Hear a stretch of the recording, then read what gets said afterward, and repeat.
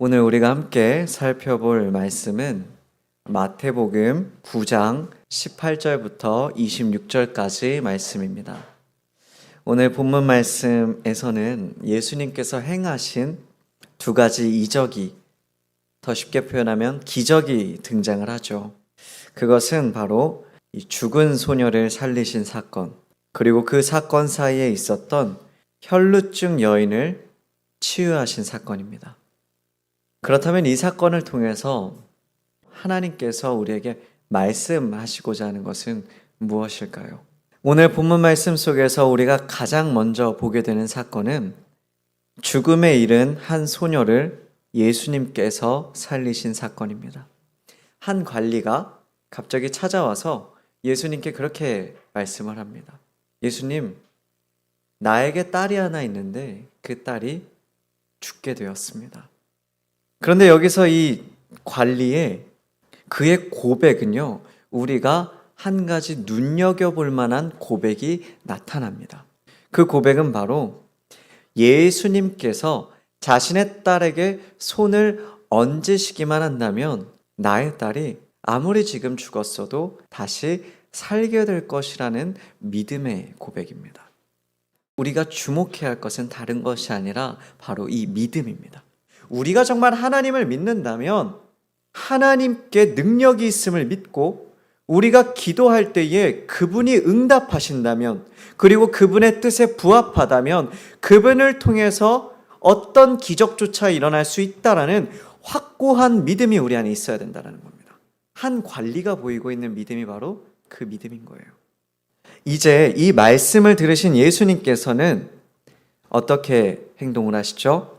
이 관리의 말을 들으시고 곧 그를 따라 그의 딸이 있는 장소를 향하여 나가십니다. 장소를 이동하시는 거예요. 그런데 그 길을 가던 중에 우리가 오늘 본문 말씀을 살펴보면 우리가 발견하게 되듯이 또 다른 새로운 한 사건이 등장하게 됩니다. 바로 12해 동안 혈루증을 앓던 여인이 치유된 사건입니다. 12해 동안이나 혈루증으로 앓던 한 여인이 그 관리의 부탁을 받아서 장소를 이동하시는 이 예수님의 뒤로 와서 그분의 겉옷가를 만집니다. 그리고 그 여인이 이런 행동을 한 이유에 대해서는 21절이 기록을 하고 있습니다. 이는 제 마음에 겉옷만 만져도 구원을 받겠다 함이라. 이 여인이 예수님의 겉옷가를 만진 이유가 뭐라고요? 구원을 얻게 될 것이다. 그런데 사실 이 여인이 예수님의 겉옷가를 만지는 데는 엄청난 용기가 필요했습니다. 우리가 레위기 15장 25절부터 30절을 보면요, 여성이 하혈을 하게 될 때 율법적으로 그 여성을 어떻게 바라봤는지가 등장을 합니다. 그런데 이 본문은 뭐냐면 그 이후 기간에도 만약에 하혈을 하면 그러면 어떻게 대해야 되는지 바로 율법 기준이 여기 나와 있는 거예요. 그런데 뭐라고 말을 하고 있죠? 그 기간이 아닌데도 불구하고 하혈을 하게 되면 이 여성은 부정한 자로 취급이 된다. 그리고 거기서 멈추질 않아요.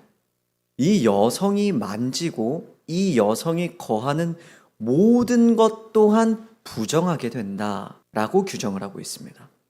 결국 이 여성은 12해 동안 사회로부터 격리가 되고 세상으로부터 따돌림을 받는 인생을 살아왔던 사람인 것입니다. 이처럼 이 여인은 그 누구보다 비참한 인생을 살았던 여인이었습니다. 그런데 여기서 이 여인의 행동이 왜 용기가 필요했느냐? 자, 앞에서 말을 했죠. 이 여성은 스스로가 부정한 것뿐만 아니라 어떻게 된다고요? 이 여성이 만지는 것 또한 부정해진다. 근데 예수님은요, 이때 당시에 훌륭한 선지자로, 훌륭한 선생님으로, 그분은 하나님의 아들이었지만 그 사실을 몰랐더라도 대부분의 사람들이 예수님에 대해서 거룩한 자로 바라봐왔어요. 그런데 부정한 여인이 이 훌륭한 사람의 옷가에 가서 그 옷을 만진다면 자칫 잘못하면 유대인들에게 돌에 맞아 죽을 수도 있는 일입니다. 하지만 그녀는 내가 그 오랜 기간 동안 고통받았던 이 문제로부터 구원받을 것이라는 확신이 있었기 때문에 예수님께 다가가 예수님을 만졌던 것입니다. 그렇다면 그 이후에 어떤 일이 일어나게 될까요? 그 부정한 여인이 예수님께 믿음을 가지고 다가왔을 때 예수님께서는 어떤 반응을 보이셨느냐? 오히려 그 여인을 책망하기보다 그 여인을 위로하시는 거예요. 딸아, 안심해라. 너의 믿음이 너를 구원했다. 믿음을 가지고 예수님께 나아갈 때에 그 사람은 예수님께 구원을 받게 된다는 것을 오늘 말씀은 우리에게 보여주고 있는 것입니다. 우리가 신앙생활을 하다 보면 때때로 그럴 때가 있는 것 같아요. 지금 당장 나의 모습 때문에 주님께 나아가기가 꺼려질 때가 있습니다. 우리의 기준으로 봤을 때 하나님 앞에 부족한 모습이라서 하나님께 다가가기가 두려울 때에도 우리가 정말 예수님 안에서 나에게 구원이 임할 거라는 믿음이 있다면, 우리가 그 믿음을 가지고 주님 앞으로 나아간다면 우리에게 찾아오는 것은 무엇이냐? 책망이 아니라 구원이라는 거예요. 저는 여러분이 그 사실을 믿음으로 고백하시고 여러분의 신앙 안에서 그 믿음의 고백이 나타나기를 간절히 소망합니다.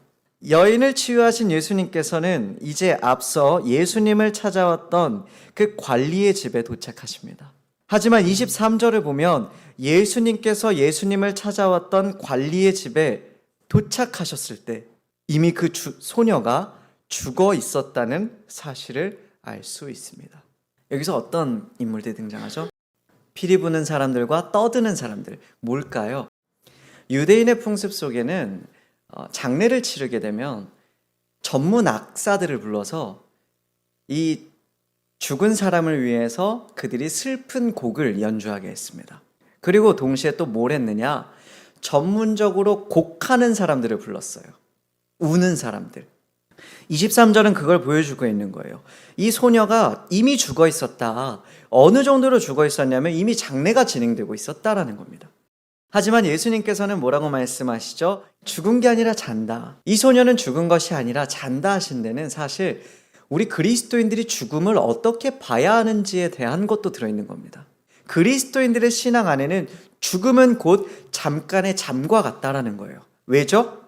부활이 있으니까. 패러다임을 바꾸는 겁니다.